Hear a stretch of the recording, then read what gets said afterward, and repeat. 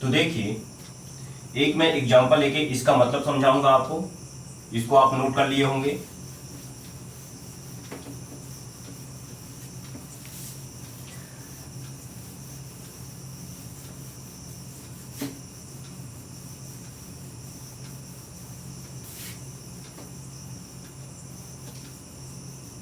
देखिए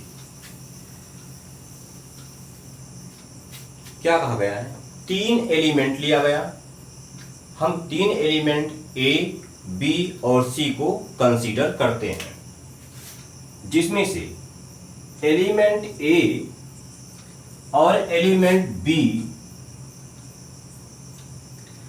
तीसरे एलिमेंट सी के फिक्स्ड मास से कंबाइन होकर दो कंपाउंड AC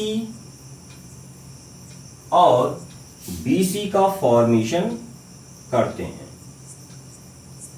क्या हो रहा है, दो एलिमेंट A और B तीसरे एलिमेंट के फिक्स्ड मास से कंबाइन होकर AC और BC का फॉर्मेशन कर रहे हैं। साथ में ही एलिमेंट A एलिमेंट B से कंबाइन होकर कंपाउंड AB का फॉर्मेशन कर रहा है। ठीक है, अगले स्टेप में इस एलिमेंट कंपाउंड AC और कंपाउंड BC में C का मास फिक्स है, मतलब जो C का मास यहां पे है वही C का मास यहां पे है। तो अब हमें यहां AC में C के रिस्पेक्ट में जो A का मास है और BC में C के रिस्पेक्ट में जो B का मास है, उन मासेस का हमें रेशियो निकालना है। तो सबसे पहले देखते हैं कि AC में C के रिस्पेक्ट में A का मास कितना है। तो सपोज करते हैं mass of A in AC ratio mass of C in AC equals to, suppose करते हैं AC में A का मास MA है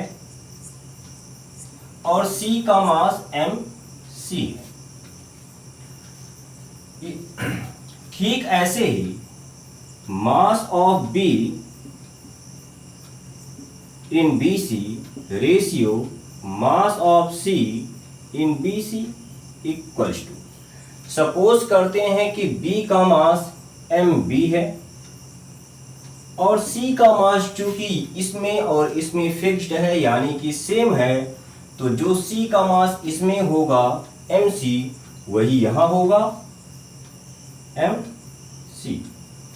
इसका मतलब क्या हुआ, इस रेशियो का मतलब ये हुआ कि कंपाउंड AC में जब C का मास MC है तब A का मास MA है। इस रेशियो का मतलब ये हुआ कि कंपाउंड BC में जब C का मास MC है तब B का मास MB है। अब हम क्या करेंगे, C के इस फिक्स्ड मास के रिस्पेक्ट में जो A का मास यहां पे है MA और जो B का मास यहां पे है MB, उनका रेशियो निकालेंगे। यानी कि mass of A in AC upon mass of B in BC at fixed mass of C equals to क्या होगा, MA अपॉन MB।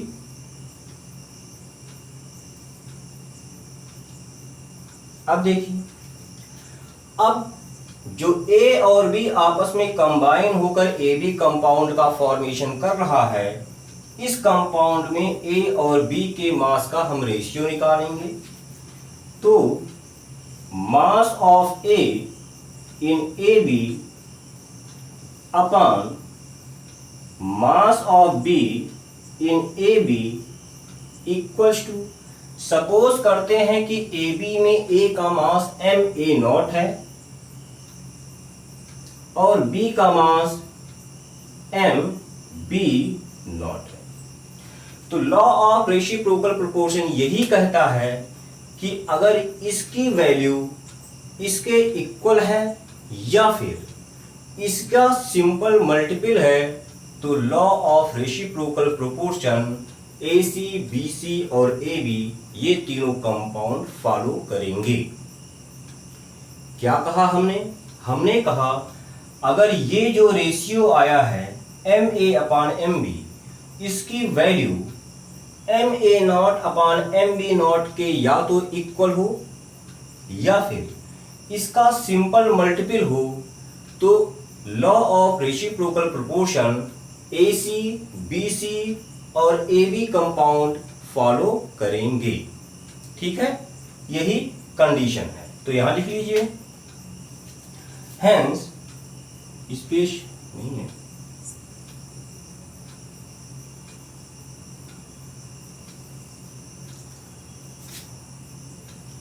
hence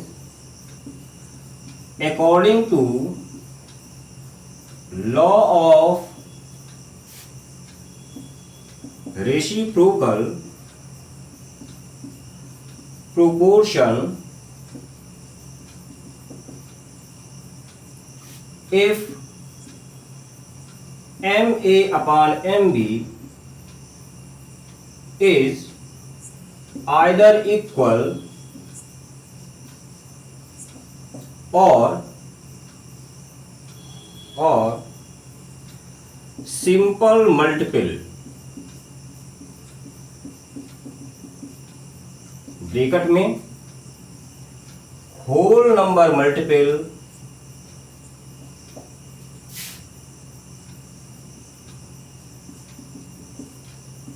और 1/whole number multiple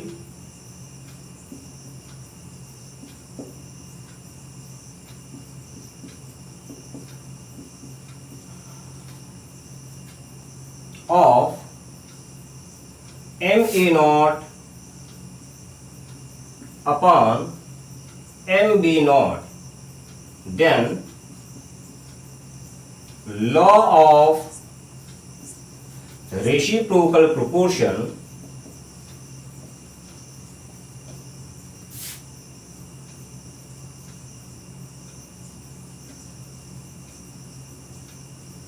is satisfied।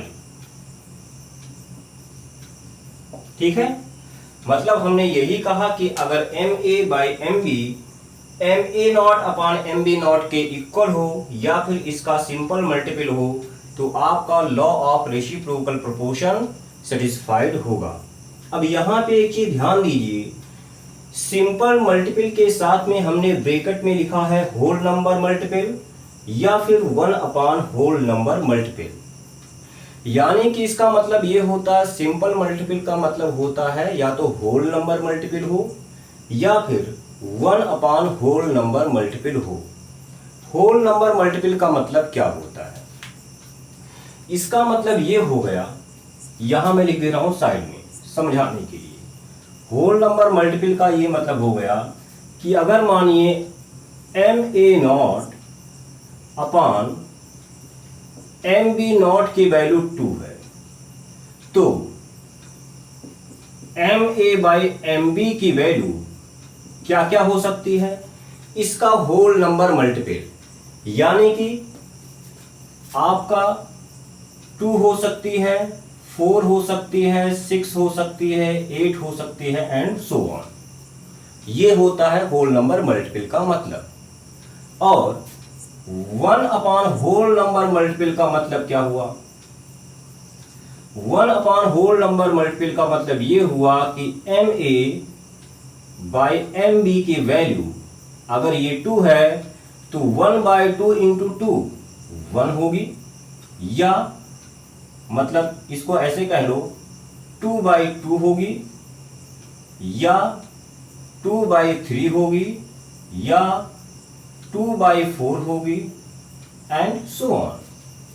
तो ये मतलब होता है होल नंबर मल्टीपल और 1/होल नंबर मल्टीपल का। वीडियो पॉज करके इसको नोट कर लीजिए, इसके बाद मैं आपको एक और एग्जांपल करवाऊंगा, आपको चीजें एकदम क्लियर हो जाएंगी।